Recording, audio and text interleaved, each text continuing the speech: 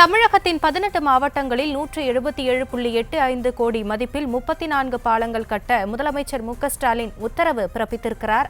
வணக்கம். தமிழ்நாடு முதலமைச்சர் திரு மு.க.ஸ்டாலின் அவர்கள் தற்போது ஊரக வளர்ச்சி மற்றும் ஊரகத்துறையின் சார்பில் 177.85 கோடி மதிப்பில் 18 மாவட்டங்களில் 34 உயர்மட்ட பாலங்களை அமைப்பதற்கு உத்தரவிட்டிருக்கிறார். அதற்கான அரசாணையும் தற்போது வெளியிடப்பட்டிருக்கிறது.